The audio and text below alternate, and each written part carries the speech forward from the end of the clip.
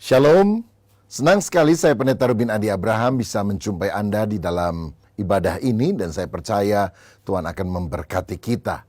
Hari ini saya akan menyampaikan firman dengan judul Ini Aku, Utuslah Aku.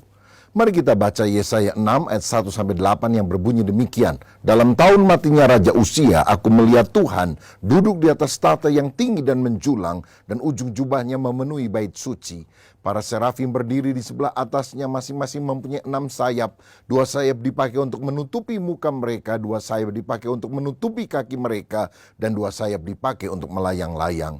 Dan mereka berseru seorang kepada yang lain, katanya, Kudus, kudus, kuduslah Tuhan semesta alam, seluruh bumi penuh kemuliaannya. Maka bergoyanglah alas ambang pintu disebabkan suara orang yang berseru itu, dan rumah itu pun penuhlah dengan asap. Lalu kataku, celakalah aku binasa, sebab aku ini seorang yang najis bibir, dan aku tinggal di tengah-tengah bangsa yang najis bibir. Namun mataku telah melihat Sang Raja, yakni Tuhan semesta alam. Tetapi seorang daripada serafim itu terbang mendapatkan aku. Di tangannya ada barang yang diambilnya dengan sepit dari atas mezbah. Ia menyentuhkannya kepada mulutku serta berkata, lihat, ini telah menyentuh bibirmu, maka kesalahanmu telah dihapus dan dosamu telah diampuni. Lalu aku mendengar suara Tuhan berkata, siapakah yang akan kuutus dan siapakah yang mau pergi untuk aku? Maka sautku, ini aku, utuslah aku. Amin. Saudara sekalian, 28 abad yang lalu, Yesaya lahir di rumah Amos di kota Sion, Israel. Pada waktu dia bertumbuh menjadi dewasa, dia mulai menyadari keadaan dunia dengan segala persoalannya. Kerajaan Asyur mengancam Israel. Nama raja-raja mereka seperti Tiglat-Pileser III, Salmaneser, Sargon, dan Sanherib adalah nama yang menakutkan bagi orang-orang Israel. Padahal ketika itu Israel mengalami kemunduran secara moral. Mereka menyembah berhala. Dan yang parah adalah Raja Uzia yang memerintah 52 tahun. Satu masa yang panjang dalam pemerintahan yang memberikan kestabilan politik bagi Israel. Raja Uzia mati. Peristiwa ini adalah peristiwa yang menyedihkan. Masa ini adalah masa kehilangan. Sehingga seperti orang Israel yang lain, Yesaya pun menangisi kematian Raja Uzia. Dia kemudian pergi ke rumah Tuhan, mencari ketenangan di dalam doa. Dan di sanalah dia bertemu dengan Tuhan. Saudara, dari kisah ini kita melihat bahwa Allah punya rencana yang luar biasa dan akan memakai hambanya Yesaya untuk membawa pemulihan bagi Israel. Tetapi sebelum hal itu terjadi, ada 3 karya besar Allah yang harus Yesaya alami, yang juga kita harus alami sebagai orang-orang percaya. Karya yang pertama, sebelum Tuhan memakai kita adalah penebusan. Di ayat 1 dikatakan, dalam tahun matinya Raja Uzia, aku berjumpa dengan Tuhan. Dalam masa-masa kehilangan, dalam masa-masa duka, seringkali kita mengalami perjumpaan dengan Allah Sang Pencipta. Seringkali Allah mengizinkan situasi sulit supaya kita memandang ke atas kepada Tuhan. Dan seringkali pengalaman pahit merupakan alat yang ampuh untuk membuat kita tersungkur dan berpaling kepada Dia. Mungkin pengalaman yang menyakitkan itu berupa penyakit yang berkepanjangan, kerugian besar di dalam usaha pekerjaan kita. Bahkan kematian seseorang yang sangat kita cintai. Dan pada saat semacam itulah kita mulai lebih peka tentang keberadaan diri. Dan Allah menjadi lebih nyata dan berarti dalam kehidupan kita. Memang benar kesempitan manusia adalah kesempatan bagi Allah untuk menyatakan kehadirannya. Saya pernah diminta untuk melayani sebuah persekutuan di sebuah perusahaan di Jakarta. Dan waktu saya datang pagi hari itu saya tanya, Pak, ini persekutuan seminggu sekali atau sebulan sekali? Pemiliknya sendiri yang hadir berkata, setiap hari, Pak. Hah? Setiap hari? Luar biasa, bahkan gereja pun tidak bikin ibadah setiap hari, saya bilang. Kok bisa? Lalu dia bilang, dulu saya ini memang mengelola perusahaan tapi lupa Tuhan, lupa ibadah. Nggak ada persekutuan doa semacam ini. Sampai satu mitra bisnis saya melakukan jurus ciao ya. Uangnya dimakan semuanya lalu kabur ke luar negeri. Dia mengalami kondisi yang sangat terpuruk. Sehingga kemudian dia mulai merintis lagi dari bawah. Dan sejak itu dia bilang, saya mengandalkan Tuhan. Karenanya setiap pagi sebelum dimulai pekerjaan, ada waktu singkat, setengah jam kira-kira, untuk berdoa bersama. Mendengarkan renungan firman Tuhan. Karena tanpa mengandalkan Tuhan semuanya akan ambruk. Saudara, kapan dia mengalami perjumpaan dengan Tuhan? Ketika dia mengalami kerugian semacam itu. Nah, saat-saat kondisi kita kurang baik tampaknya, seringkali kita pikir, oh Tuhan telah meninggalkan saya. Tetapi sebetulnya Tuhan tidak pernah meninggalkan kita. Bukankah dia berkata, aku menyertai kamu senantiasa sampai kesudahan alam.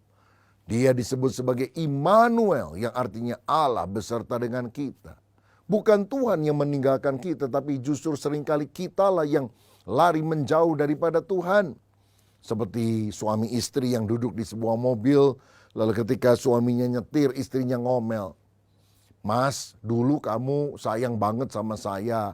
Kalau duduk di mobil pun, aduh kita rasanya dekat, berdempet-dempetan. Sekarang kau duduk jauh di sana, aku duduk jauh di sini. Kenapa mas? Kamu tidak sayang lagi? Suaminya bilang, loh saya dari dulu kalau nyetir itu di belakang setir. Gak pernah mepet-mepet ke kamu begini kan bisa nabrak nanti. Kamu yang duduknya terlalu jauh dari saya. Terlalu dekat dengan pintu mobil. Sebentar lagi jatuh tuh ke aspal. Ayo dong mendekat. Maka kemesraan ini tak akan cepat berlalu. Saudara, Tuhan tidak meninggalkan kita. Tapi seringkali kita yang menjauh daripada Tuhan. Sehingga ketika pergumulan-pergumulan itu kita alami, kita mulai sadar dan mulai mendekat kepada Dia. Pergumulan seringkali memiliki sisi positif. Kesulitan hidup tidak selamanya negatif.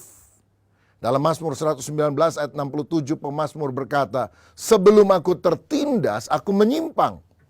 Tetapi sekarang aku berpegang pada janjimu. Ayat 71. Bahwa aku tertindas itu baik bagiku, supaya aku belajar ketetapan-ketetapanmu.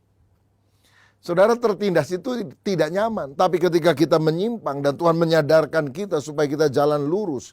Bukankah penindasan atau kesulitan itu memiliki makna yang baik di dalam kehidupan kita? Seperti beberapa tukang bangunan yang sedang membangun di lantai atas. Dan ketika ada seorang yang di atas itu minta tolong dilemparkan salah satu alat ke atas. Dia teriak-teriak, tapi karena mungkin situasinya rame, temannya yang di bawah tidak mendengar. Maka kemudian dia ambil uang dari kantongnya. Dia lihat ada uang 500 perak, dia lempar koin itu. Kena ke dekat temannya. Temannya pikir, ada duit dari mana? Katanya dia ambil. Teman di atas ambil lagi uang 1.000. Maksudnya supaya temannya yang di bawah itu lihat kalau ada orang yang lempar dari atas. Ternyata temannya ini tetap melihat yang di bawah. Lumayan dapat 1.000. Nanti waktu istirahat siang saya bisa belikan tahu katanya. Yang atas kesel saudara. Dia ambil batu adukan, semen. Lalu dia putar-putar, sudah agak kering, dia lempar pas ke kepalanya. Peletak begitu. Marah yang di bawah. Kurang ajar ya, kamu lempar saya. Yang di atas bilang, ini lemparanku yang ketiga. 2 kali aku lempar pakai duit, tapi kamu nggak noleh ke atas. Kenapa yang ketiga kamu baru noleh ke atas? Lah soalnya tadi enak dapat duit, sekarang sakit. Makanya aku noleh ke atas. Kadang-kadang Tuhan menghujani kita dengan berkat. Kita tidak menengadahkan mata hati kita kepada Dia. Tapi justru kesulitan yang seringkali membuat hati yang kaku, hati yang beku, hati yang egois ini mulai memandang kepada Allah. Saudara, ada banyak orang tidak tahu berterima kasih, lupa sumber berkat sampai persoalan menimpa. Itu sebabnya ketika ayat tadi berkata, dalam tahun matinya Raja Uzia aku melihat Tuhan. Itu berarti bagi kita dalam tahun usahaku bangkrut. Atau dalam tahun pacarku digayat orang. Dalam tahun aku mengalami sakit penyakit, aku bertemu dengan Tuhan. Bukankah hal yang sangat penting sebelum hidup kita dipakai untuk menjadi berkat bagi orang lain? Kita sendiri mengalami Tuhan, mengalami kelahiran baru, mengalami penebusan dosa oleh karya Kristus. Karena itu, bukalah hatimu, izinkan Tuhan pertama-tama berurusan dengan kehidupan kita dan membuat kita menjadi orang yang mengenal Dia. Yang kedua, yang kita juga harus alami seperti Yesaya, bukan hanya penebusan tapi juga pengudusan. Di ayat 2-4 tadi dikatakan para serafim memuji Tuhan. Ya, serafim adalah malaikat yang menyala.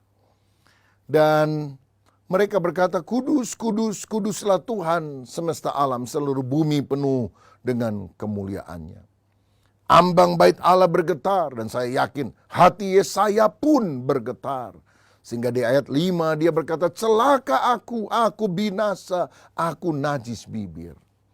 Seringkali kita membandingkan diri kita sama orang lain dan menganggap diri kita lebih baik, lebih hebat dari orang lain. Tapi kalau kita melihat Tuhan, kita sadar betapa kotor najisnya kita dibandingkan dengan kesempurnaan Allah.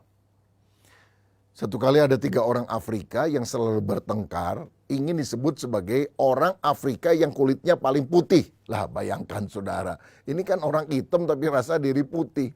Yang pertama bilang, saya paling putih karena tiap hari saya pakai bedak putih. Yang kedua bilang, saya paling putih karena tiap hari saya jarang keluar rumah. Yang ketiga bilang, saya paling putih karena tiap hari saya sabuni seluruh badan saya pakai sabun putih supaya tampak lebih putih. Ribut terus saudara. Sampai satu kali ketiganya berada di tepi pantai dan melihat ada sebuah kapal besar yang merapat dan turunlah serombongan orang-orang berkulit putih dari Eropa. Dan ketika pertama kali mereka melihat orang kulit putih dari Eropa ini, kagetlah ketiga orang ini. Dan serempak mereka berkata, oh betapa hitamnya aku. Saudara-saudara, kadang-kadang kita berpikir bahwa diri kita paling baik dibandingkan dengan orang lain. Lumayan saya cuma nyolong, dia rampok.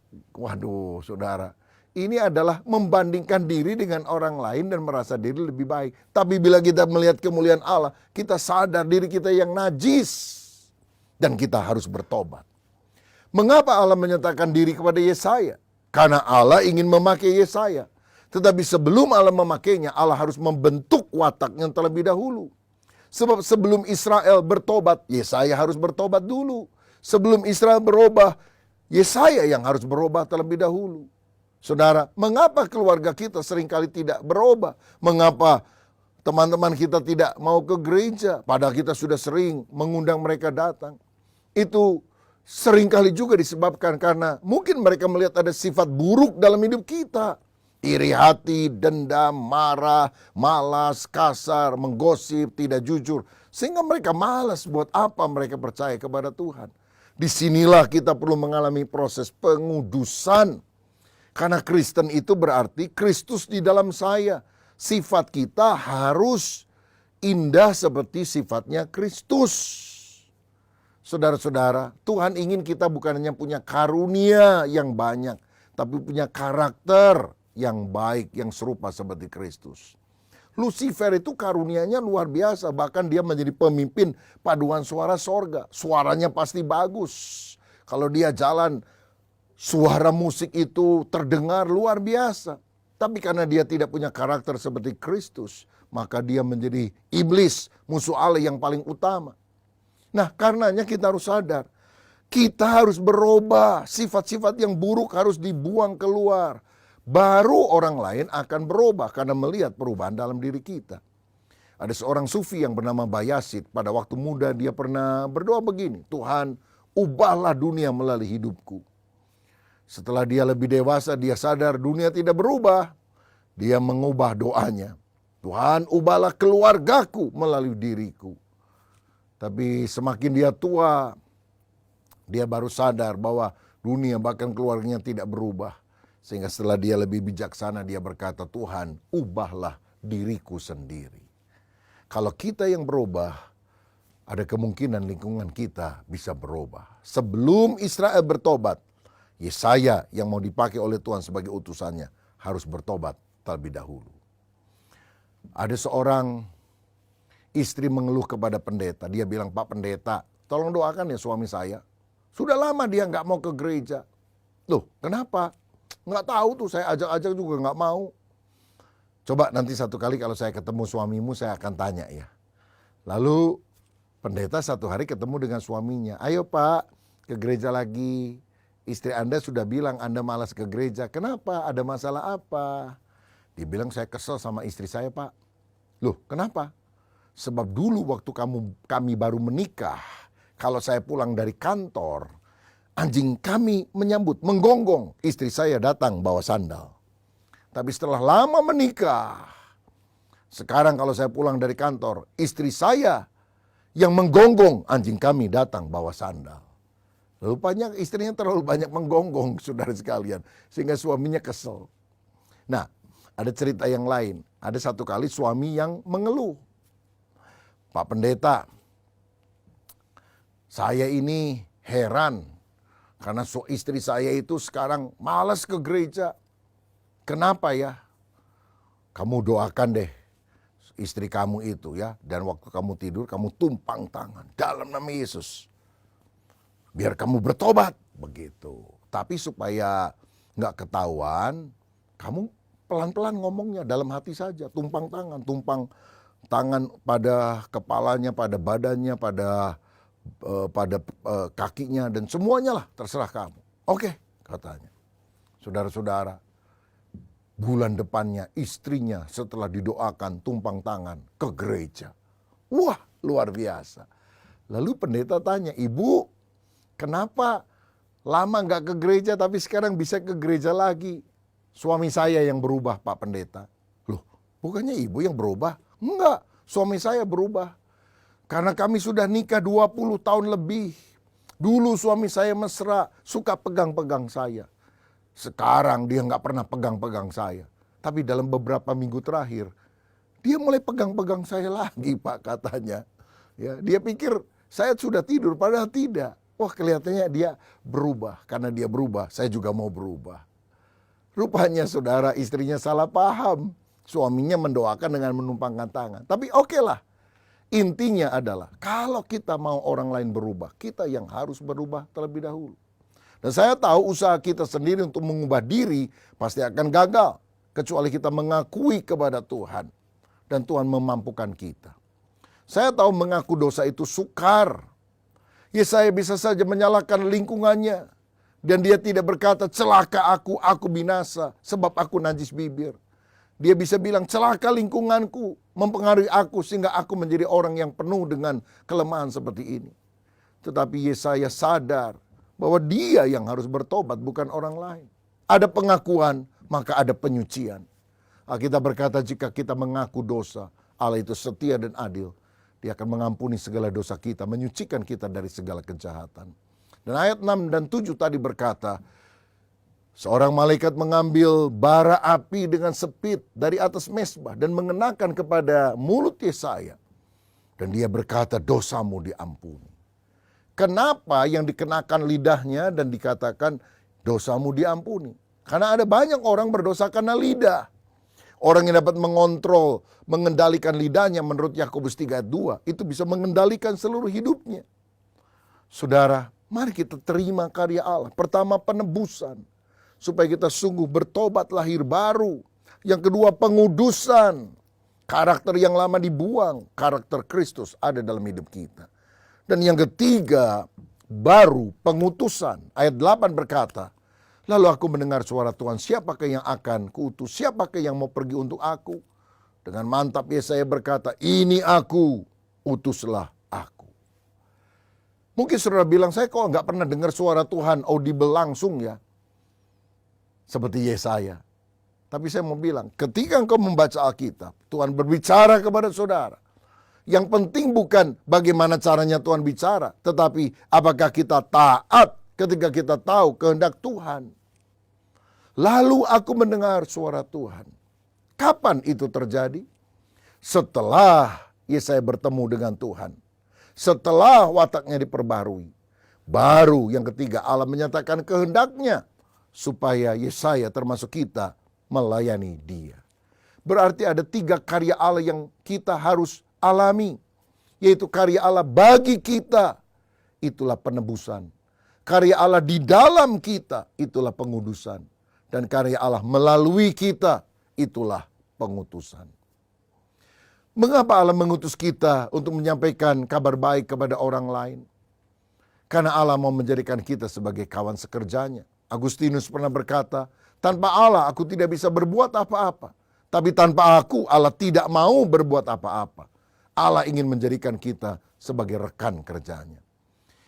Ibu Teresa dari Avila pernah berkata, Yesus tidak punya tangan kecuali tangan kita. Yesus tidak punya kaki kecuali kaki kita. Mari kita menjadi kaki tangannya, menyalurkan berkat dan kasih kepada lingkungan kita. Oh saudaraku, marilah kita menjadi kawan sekerja Allah. Beritakanlah Injil. Injil adalah kabar baik bagi dunia yang sedang menderita dan penuh dengan masalah ini. Bagi wartawan, kabar buruk adalah kabar baik.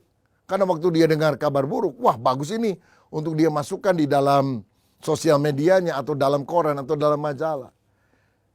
Tapi bagi kita, kita adalah pembawa, pemberita kabar baik bahwa orang berdosa yang bertobat, percaya kepada Yesus bisa diselamatkan, memiliki hidup yang kekal. Ayo kita beritakan Injil.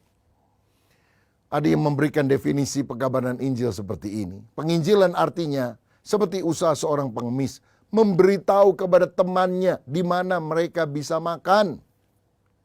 Kalau ada pengemis kelaparan, menemukan seseorang yang baik hati memberikan makanan, bukankah dia tidak boleh menutup mulutnya, berdiam diri, tapi dia juga harus memberitahu kepada yang lain. Yesus adalah roti hidup, Yesus adalah air hidup. Mari kita memberitahukan kepada yang lain yang belum mengenal Tuhan supaya mereka juga dikenyangkan, dipuaskan, diselamatkan oleh Dia. Saya bertobat pada usia 15 tahun, setelah itu saya mulai melayani. Dan kemudian saya masuk ke sekolah Alkitab, dididik menjadi hamba Tuhan. Sampai sekarang saya menjadi pendeta. Saudara, saya tahu melayani Tuhan adalah sesuatu yang sangat indah.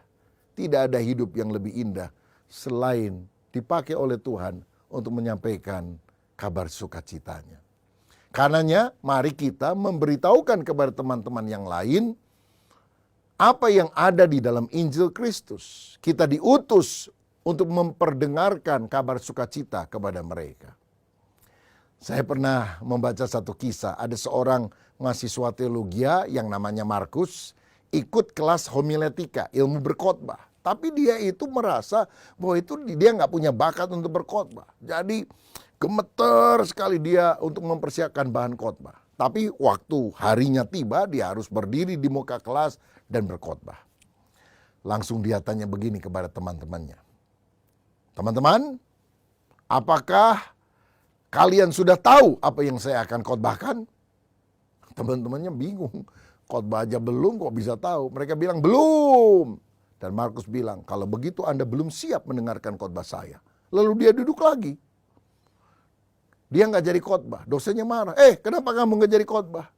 Maaf dosen, saya belum siap. Oke ya, saya kasih kesempatan. Minggu depan kamu khotbah. Siap, katanya.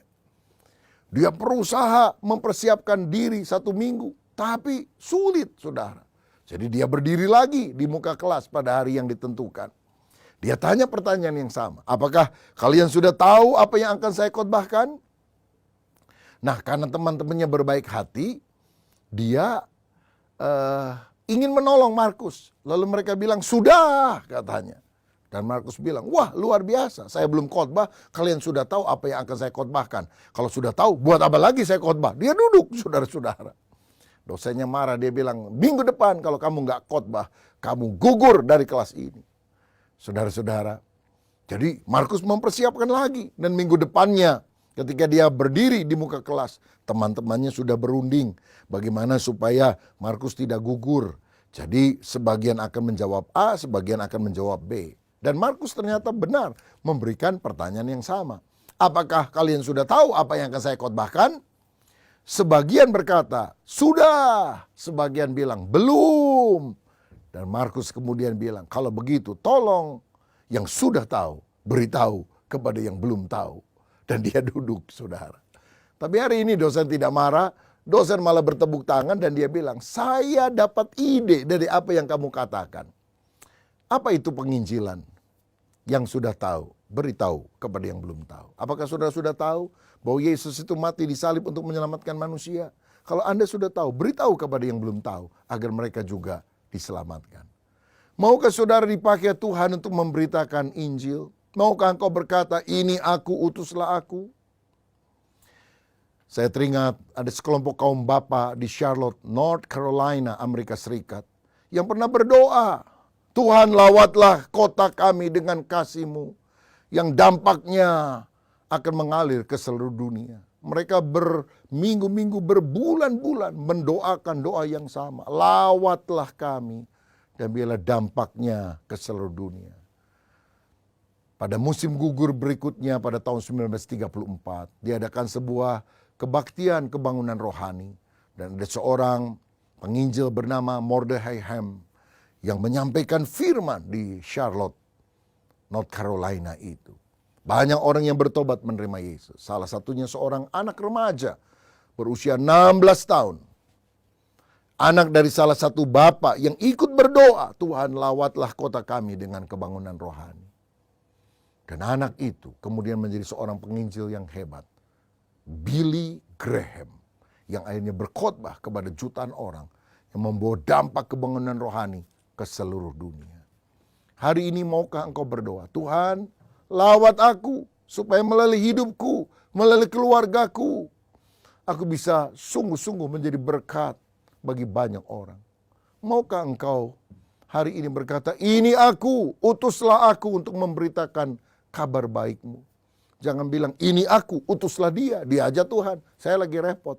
Karena Tuhan ingin jawaban dari saudara. Ini aku, utuslah aku. Ini doa saya, supaya saudara menjadi seorang yang membuka hati untuk dipakai membawa kabar baik. Tuhan Yesus memberkati. Saya mau berdoa untuk Anda, bagi saudara yang sungguh-sungguh ingin dijamah hatinya oleh Tuhan. Bapak Surgawi, terima kasih. Kami harus mengalami 3 karya-Mu dalam hidup kami. Penebusan, di mana kami meninggalkan dosa, lahir baru, percaya kepada Yesus. Pengudusan, di mana karakter kami yang buruk dibuang, diganti dengan karakter ilahi. Dan kami tahu setelah itu pengutusan. Kami dipanggil untuk memberitakan kabar baik. Oh Tuhan, di sekitar kami masih banyak orang yang belum mengenal Engkau. Keluarga kami, teman-teman kami, lingkungan kami. Beri kami keberanian untuk menceritakan tentang kabar baik tentang Yesus Kristus. Dan hari ini kami mau berkata, ini aku, utuslah aku bagi kemuliaan-Mu. Dalam nama Yesus, haleluya, amin. Salam sehati, Tuhan Yesus memberkati.